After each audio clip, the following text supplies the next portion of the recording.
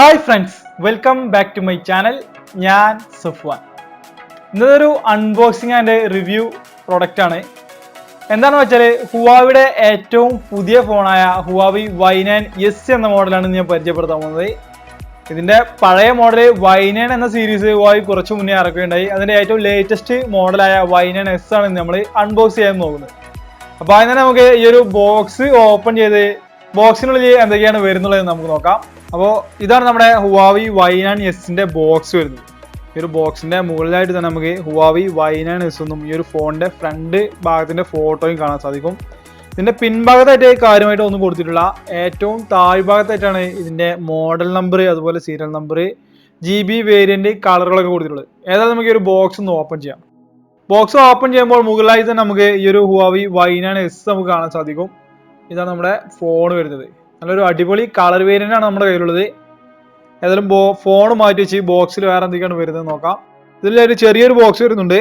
ഈ ഒരു ബോക്സിലായിട്ട് ഒരു നോർമൽ ടിപ്പിക്കൽ സിലിക്കോൺ കവറാണ് കൊടുത്തിട്ടുള്ളത്. ഈ ഒരു കവറിന്റെ മുകൾ ഭാഗം ഓപ്പൺ ആണ്. പോപ്പപ്പ് ക്യാമറ ആയതുകൊണ്ട് തന്നെ മുകൾ ഭാഗം ഓപ്പൺ ആയിട്ടാണ് കൊടുത്തിട്ടുള്ളത്. ശേഷം വരുന്നത് ഒരു ചാർജിങ് കേബിളാണ്. ഇതിലേക്ക് ഉപയോഗിക്കുന്നത് ഒരു Type C ചാർജിങ് കേബിളാണ് കൊടുത്തിട്ടുള്ളത്. പിന്നെ ഒരു ചാർജർ കൊടുത്തിട്ടുണ്ട്. പിന്നെ സൈഡിലായിട്ട് ഒരു നോർമൽ ഹെഡ്ഫോണും കൊടുത്തിട്ടുണ്ട്. ഈ ഒരു ബോക്സിൽ തന്നെ ആയിട്ട് ഒരു യൂസർ മാനുവൽ നമുക്ക് കാണാൻ സാധിക്കും. ഇത്രയും തന്നെയാണ് ഈ ഒരു ബോക്സിൽ വരുന്നത്. അപ്പോൾ ബോക്സിലുണ്ടായിരുന്നത് Huawei Y9S എന്ന മോഡൽ ഇതാണ്. നല്ലൊരു അടിപൊളി കളർ വേരിയന്റ് ആണ് നമ്മുടെ കയ്യിലുള്ളത്. ഈ ഒരു ഫോണിന്റെ ഡിസ്പ്ലേ സൈസ് വരുന്നത് 6.59 inch ultra full HD+ display ആണ് ഇതിൽ കൊടുത്തിട്ടുള്ളത്. 391 ppi 2340 × 1080p LTPS IPS LCD ആണ് ഇതിൽ ഉൾപ്പെടുത്തിയിട്ടുള്ളത്. ഇതൊരു അൾട്രാ ഒറിസോണ്ടൽ വിത്തൗട്ട് നോച്ച് ഡിസ്പ്ലേയുമാണ്.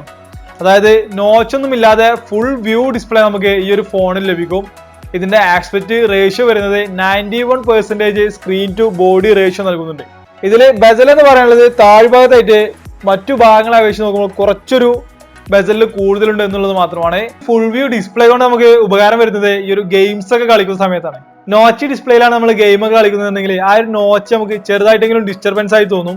ഇത് ഫുൾ വ്യൂ ഡിസ്പ്ലേ ആയതുകൊണ്ട് തന്നെ നമുക്ക് നല്ല രീതിയിൽ ഗെയിംസ് ഒക്കെ കളിക്കാൻ സാധിക്കുന്നുണ്ട്. ഇതിന്റെ പിൻഭാഗം ഡിസൈൻ ചെയ്തിരിക്കുന്നത് ഒരു 3D ആർക്ക് ഡിസൈനിലാണ്.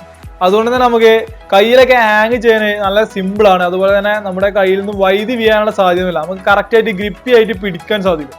ഇതിന്റെ പിൻഭാഗം വരുന്നത് ഒരു പ്ലാസ്റ്റിക് ബിൽഡ് ആയതുകൊണ്ട് തന്നെ നമുക്ക് ഗ്ലാസ്സിലൊക്കെ ടച്ച് ചെയ്യുന്നത് പോലെ ഫിംഗർ പ്രിന്റ് അത്ര പെട്ടെന്നൊന്നും പിക്കപ്പ് ചെയ്യുകയില്ല.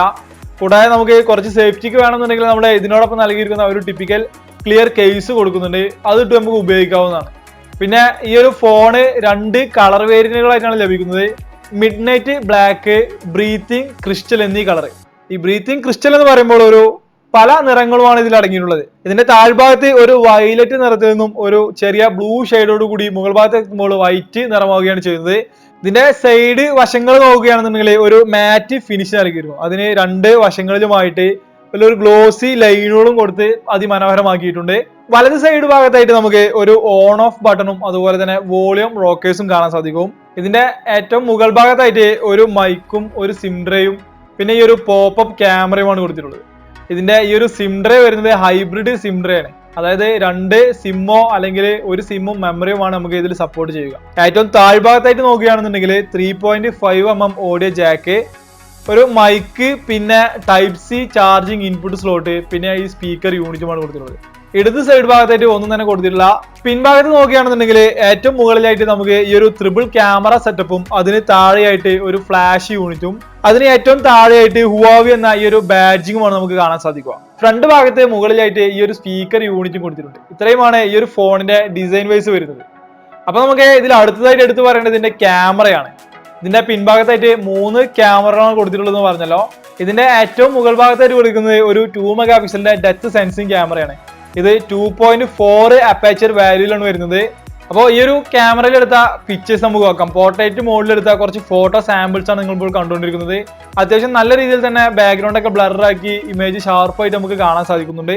പിന്നെ രണ്ടാമതായിട്ട് കൊടുത്തിരിക്കുന്നത് ഒരു 48 MP ക്യാമറയാണ്. ഇതിന്റെ അപ്പേച്ചർ വാല്യൂ വരുന്നത് 1.8 ആണ്. ഈ ഒരു ക്യാമറയിൽ നമുക്ക് 2 മോഡിൽ എടുക്കാൻ സാധിക്കും. 48 മെഗാ പിക്സലിന്റെ ഫോട്ടോസ് എടുക്കാൻ സാധിക്കും, അതുപോലെ തന്നെ 12 മെഗാ പിക്സലിന്റെ ഫോട്ടോസ് എടുക്കാൻ സാധിക്കും.